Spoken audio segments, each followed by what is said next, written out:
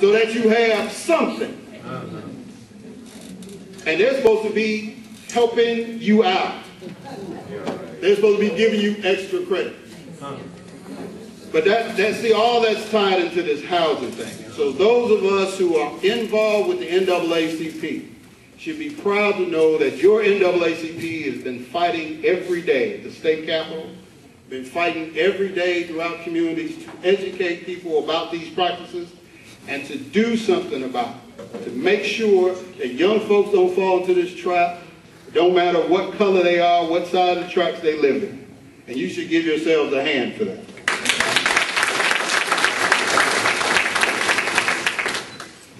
Corporate discrimination, you want to make sure as an NAACP that you continue to make dead sure that these wages that people are paying are fair. Let me give you an example. Nissan. How many of y'all know somebody who has worked at Nissan or work at Nissan themselves? Raise your hand. Okay. Now the Nissan plant in Mississippi, in Canton, is about 80% black. They start off their folks at about $9, $10, $11 an hour. All depends on where part of the line you're coming in. They have an older plant in Smyrna, Tennessee, about 70% white. They start their folks at $13, $14 an hour. Same entry-level position. Now, why is it that our folks in Mississippi are getting paid less than the folks in Tennessee, and we make it more of the car?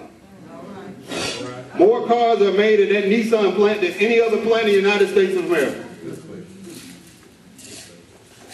The NAACP, along with the UAW and other groups, are the ones making sure that whether it's in the boardroom or else on the assembly line, that discrimination in America is taboo. It's old school. It's out of date. It needs to stop. So you need to be mindful of those things. Economic opportunities. The NAACP historically has been an organization that has fought for economic opportunities for all people, especially black folks. It still needs to be even more so now, because I'm going to throw out this thing called the Community Reinvestment Act. How many of y'all have heard of that?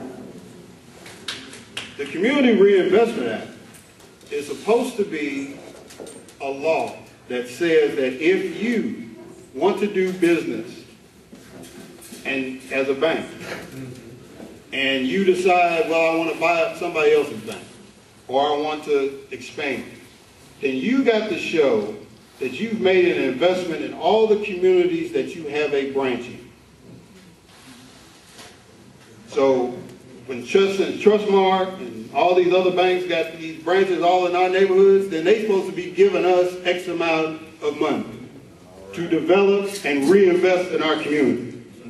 When I was a young man in 1991, we did a survey to see what they were investing in. And if you didn't have a church preaching, you didn't have a funeral home, you didn't have a liquor store, or if you didn't have a restaurant, you weren't getting a loan. Those were the only places. So you can eat good, you can drink good, you can pray for your salvation, you can die. That's all they thought we needed to invest in the black community. And right around that time, we started seeing that shift. Now, Bill Clinton got in there and things started improving, but then George W. Bush got in there. And the Community Reinvestment Act went from a watchdog to, if I teach you how to read a credit report, then that counts toward my Reinvestment Act dollars. Then I can go ahead and buy that bank and do whatever because I've met my obligation. I actually taught some black folks or some poor white folks how to read a credit report.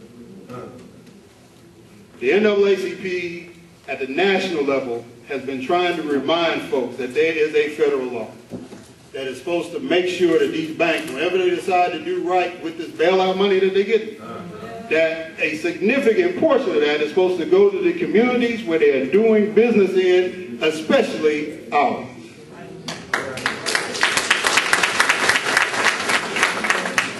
And there's other things I would love to elaborate on, but I see folks getting sleepy. I'm about tired too. I ate some of that food, so I'm dragging too, trust me.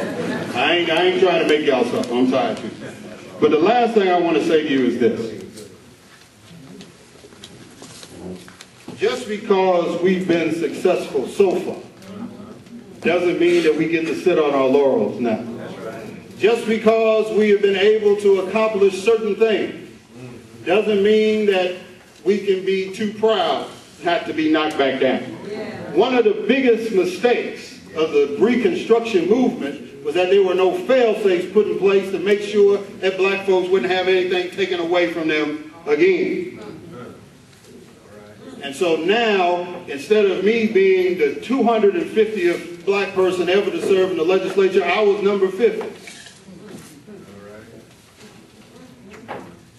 And so we have to remember that as long as we do what we're supposed to do, and not just a faithful few, but bring some other folks in. They ain't got to all show up at the meeting, but they all got to show up when the showdown happens.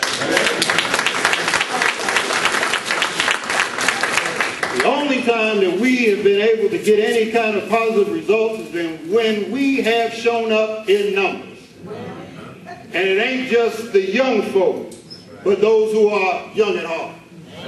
So I am here tonight, Walthall County, to let you know that the fight continues. That we need to continue to get more folks in. See that man right there? He's taking memberships. If you have not signed up, if you know some folks that ain't signed up, you need to see that man right there. You need to sign the reporter up, make sure he's a member. All the elected officials in here, and sign your kids up. It's an investment. It's an investment that they need to make. So, again, I thank you for your indulgence. I hope you enjoyed the history lesson. Because one of the things I've always believed in is that if you don't know where you came from, you sure ain't gonna know where you're going. So may God continue to bless you, be with you, and keep you in his favor always. Thank y'all very, very much.